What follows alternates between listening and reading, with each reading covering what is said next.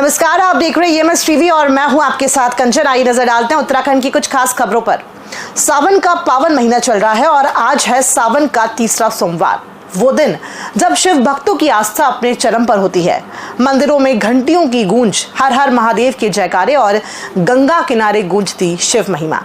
आज हरिद्वार के सभी मंदिरों, काशी में अद्भुत नजारा देखने को मिला। भोलेनाथ के मंदिर कनखल के दरिद्र भजन महादेव मंदिर में श्रद्धालु आए। सुबह से ही लंबी लंबी लाइन लग गई थी। पंडित कृष्ण कुमार शास्त्री ने बताया कि तीसरे सोमवार का खास महत्व है। कहते हैं इस दिन भगवान शिव हर इच्छा पूरी करते हैं।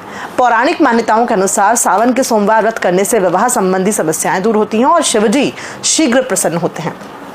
खासकर कुंवारी कन्या शिवजी को पति रूप में पाने की कामना से व्रत करती हैं। वहीं मनसा देवी मंदिर में हुई भगदड़ और मरने वाले लोगों के प्रति उन्होंने संवेदना व्यक्त की। आज श्रावण मास का तीसरा सोमवार है। आज देख रहे हैं जैसे कि सबके भक्तों का तांता लगा है। आज इसलिए तांता लग गया है कि सुबह सुबह सभी को ड्यूटी जाना है, क्योंकि स्कूल कॉलेज सब खुल चुके हैं, ऑफिस खुल चुका है, कावड़ बेला संपन्न हो चुका है।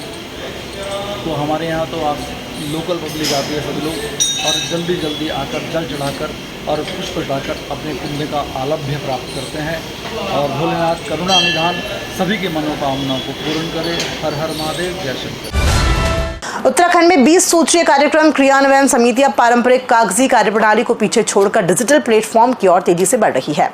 समिति के उपाध्यक्ष और दर्जा प्राप्त राज्य मंत्री ज्योति प्रसाद गैरोला ने बताया कि केंद्र और राज्य सरकार की योजनाओं की जमीनी क्रियान्वयन की निगरानी के लिए अब तकनीक को हथियार बनाया जा रहा है, जिससे रैंकिंग प्रक्रिया पारदर्शी और रियल टाइम आधारित बन सके। उन्होंने कहा कि अब तक जिन आंकड़ों का आदान प्रदान कागजों के माध्यम से किया जाता था, वो अब डिजिटल फॉर्मेट में परिवर्तित किया जा रहा है। इस दिशा में कार्य तेजी से प्रगति पर है और शीघ्र ही सभी डेटा ऑनलाइन प्लेटफॉर्म पर उपलब्ध होंगे।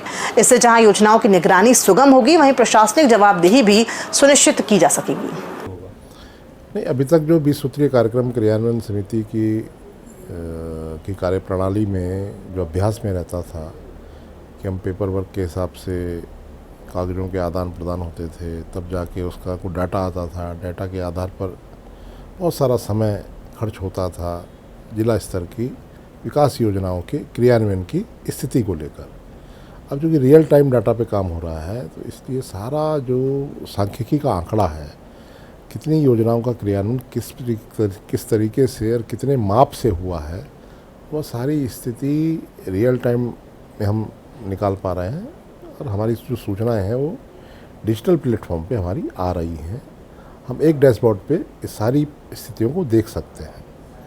तो इसलिए यह पेपरलेस अवधारणा की ओर जो हम आगे बढ़े हैं, और मुझे आपको बताते हुए खुशी हो रही है कि हम इस स्थिति को हमने प्राप्त किया है और आज हम जिला स्तर की रैंकिंग को इस डिजिटाइज करने में पूरी तरह से सफल हुए हैं। देहरादून नगर निगम शहर को स्वच्छ, सुंदर और व्यवस्थित बनाने की दिशा में निरंतर कार्य कर रहा है। इसी क्रम में नगर निगम ने कूड़ा उठाने की व्यवस्था को और अधिक सुदृढ़ किया है। नगर आयुक्त नमामि बंसल के अनुसार पहले घरों से कूड़ा उठाने की जिम्मेदारी एजेंसी के पास थी, लेकिन लगातार आ रही शिकायतों को देखते हुए अब ये जिम्मेदारी सीधे निगम ने अपने हाथों में ले ली है। नगर निगम द्वारा तैनात पर्यावरण मित्रों को समय पर वेतन और आवश्यक उपकरण उपलब्ध कराए जा रहे हैं, जिससे सेवा की गुणवत्ता में सुधार आया है। आई व्यवस्था को दुरुस्त करने के लिए डोर टू डोर कूड़ा उठान को लेकर के जो कंपनीज लगी थी, उनकी लगातार शिकायतें प्राप्त होती थी। उन्होंने अपने कार्यकाल के दौरान कई बार ऐसे मौके आए जबकि स्ट्राइक की स्थिति आ गई, और लगातार जो स्ट्राइक्स होती थी, कूड़ा उठान को लेकर के शिकायतें प्राप्त होती थी। उसी सब के क्रम में नगर निगम के द्वारा स्वयं अब डोर टू डोर कूड़ा उठान का कार्य किया जा रहा है, जिसको लगातार और सुधारने के लिए नगर निगम प्रयासरत है। हर वर्ष मनाया जाने वाला हिंदुओं का पवित्र त्योहार हरियाली तीज को लेकर महिलाएं खासी उत्साहित दिखी। बीते दिन हरियाली तीज का त्योहार बड़ी धूमधाम से और खुशी के साथ मनाया गया। इस दौरान महिलाओं के द्वारा विभिन्न प्रकार के कार्यक्रम भी किए गए। हरियाली तीज में महिलाओं ने मंगल गीत गाकर न सिर्फ इस त्योहार की परंपरा को बनाए रखा, बल्कि समाज में महिलाओं की बढ़ती भागीदारी के प्रति भी खुशी जाहिर की। पिछले साल से हम ये कर रहे हैं। हमने पहले डांडिया का प्रोग्राम ऑर्गेनाइज करा था। इस साल हम तीज है, हमारे विमेंस क्लब का एक हिस्सा है, और हम चाहते हैं कि आगे भी हम सब लेडीज साथ में जुड़ के सारे त्योहार अच्छी खुशी मनाते रहें। जितने भी लेडीज़ें हैं, जितने भी हमारे त्योहार होते हैं, सब लोग अच्छे से मनाएं। और लेडीज़ें आज के क्षेत्र में ये चाहती हैं कि हम आगे बढ़ें।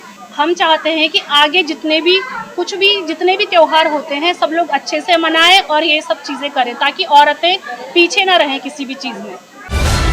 उत्तराखंड पंचायत चुनाव का आज दूसरे चरण का मतदान है, तो वहीं मतदान पूरे उत्तराखंड में सुबह 8 बजे से जारी है।